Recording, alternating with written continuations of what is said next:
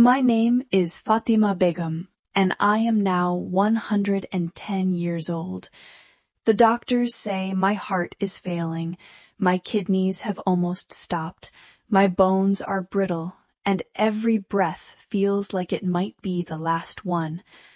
I lie here in this hospital bed in Dhaka, surrounded by machines and the sounds of other patients, knowing that I will not see many more sunrises.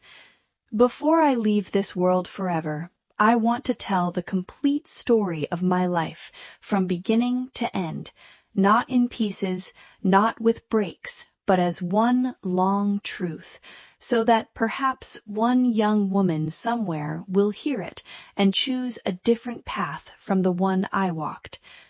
I was born in the year 1916 in a small village called Chandina near Comilla, in what was then British India and is now Bangladesh. My father was a poor farmer named Abdul, who worked someone else's land from morning until night, and my mother, Aisha, raised 6 children in a mud house with a thatched roof that leaked every monsoon. We had no electricity, no school books beyond a few torn pages, no dreams that reached beyond the next harvest. As a girl, I learned to cook over a clay stove, to carry heavy pots of water on my head from the pond 2 miles away, to feed the chickens and goats, to stitch torn clothes, and most of all, to remain silent when the men of the house spoke. I went to the village maktab for only 4 years, where I learned to read the Quran and write my name in Bangla, and that was the end of my education.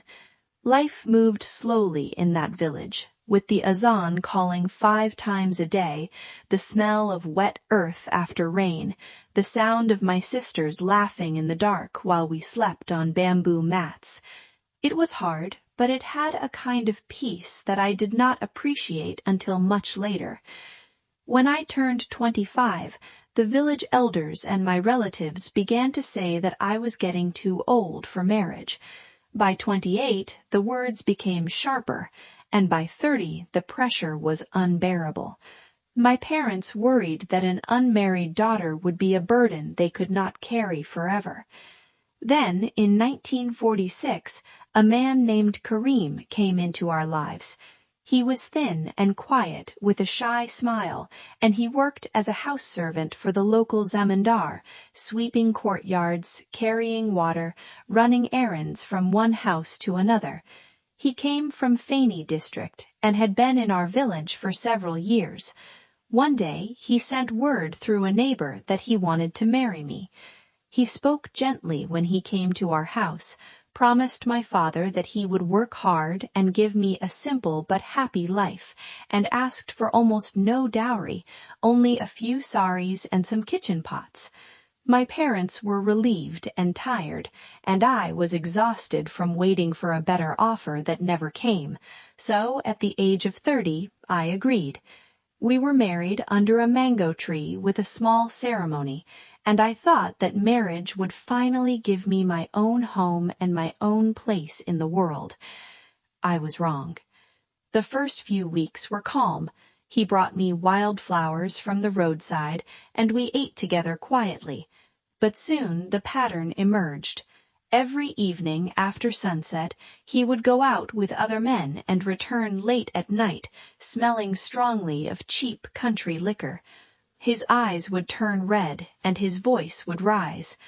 The first time he struck me, it was during a heavy rain.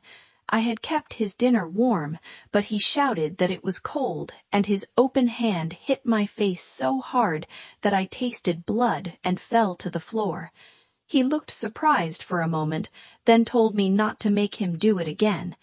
But he did it again and again for the next 20 years. Slaps became regular for small mistakes like overcooking rice or speaking back. Punches came when he lost money at cards or when the day went badly. Sometimes he used a thin bamboo stick, and once he broke my arm and told the neighbors it happened when I fell while carrying water.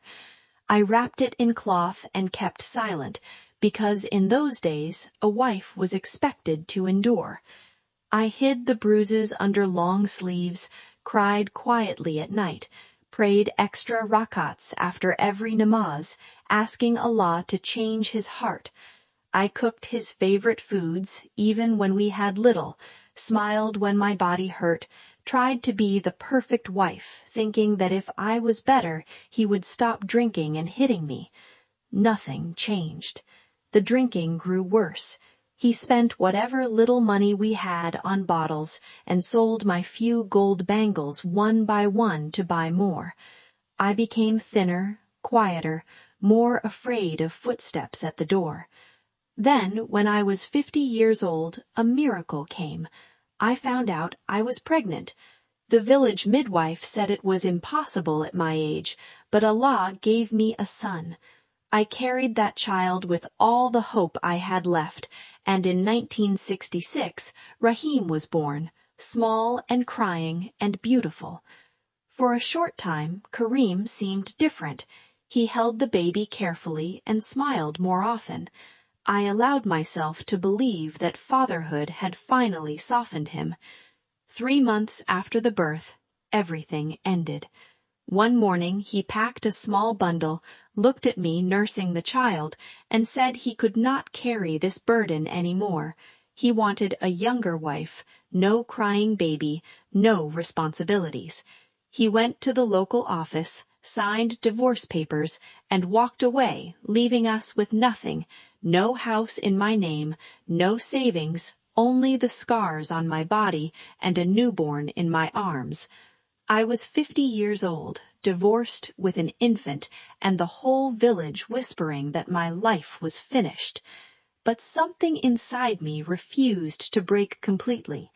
I wrapped Rahim against my chest, took the last hidden money I had saved in secret, and took a train to Dhaka. The city was overwhelming with its noise, its crowds, its dirt. For the first few nights I slept on the railway platform, holding my son close. Then I found work as a cleaner in a small trading company in Old Dhaka. I swept floors, mopped corridors, made tea for 20 men every day. They paid me 150 taka a month. I rented a tiny, dark room with no window and a shared toilet. Every morning I woke before dawn, fed Fajr, fed Rahim whatever little dal and rice we had, left him with a kind neighbor who charged 10 taka a day to watch him, and went to work. In the evening I returned, exhausted, washed his clothes by hand in a bucket, cooked on a small kerosene stove, taught him the alphabet by the light of a single lamp. There were many nights when I cried silently after he fell asleep. Many days I ate only once so he could have milk, but I never asked anyone for help. My family had said I chose him and must live with the consequences, so I lived with them alone. Over the years, the company noticed I was reliable and hard-working. I learned to type on their old machine, first slowly, then faster. They moved me from cleaning to office assistant, filing papers, answering the telephone, keeping records. My salary slowly increased to 400 taka, then 800, then more. After 8 long years of saving every paisa, I managed to buy a small tin roof house in Mirpur, with 1 room, 1 kitchen, and a shared yard. It was tiny, but it was mine. Rahim grew up strong. He went to government school, studied hard, finished college, and became an accountant. He has his own flat in Dhanamandi and comes to see me once a month bringing fruits and medicine. But he has his own busy life, and I understand that. Now, at 110 years old, my body is a ruin. I cannot sit up without help. My lungs fill with fluid. My legs will not move. My eyes see only shadows. And in the quiet hours when the ward is still, the same thought comes again and again, like a wound that never closes. Marrying Kareem, the servant from Fani, was the single biggest mistake of my entire 110 years. Those 20 years of fear and violence took my youth, my health, my ability to trust, my smile. If I could go back and sit under that mango tree with my 30-year-old self, I would hold her hands tightly and say, "Do not do this." See the redness in his eyes when he drinks. See the quick flash of anger in his face. See that he speaks to women with disrespect. Run away, even if it means staying single forever. Work in the fields, stitch clothes for money, live with your parents. Anything is better than walking into that trap thinking love or marriage will fix a broken man. To every young girl who hears these words, to every woman hiding bruises under her sari, to every daughter whose family says, "You are getting too old," listen to this dying woman.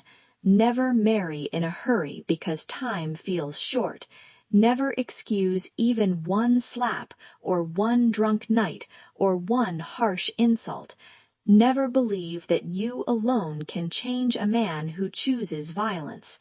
If you see the signs, drinking every night, quick temper, harsh words, walk away. Run if you have to.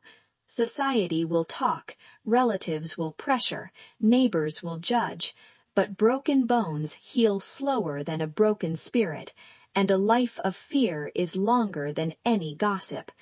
I stayed too long. I paid with decades of pain. After the divorce, I proved to myself and to the world that a woman can stand on her own feet, raise a child, build a home, earn respect without a husband. But the cost was too high. 80 years carrying the weight of one wrong choice.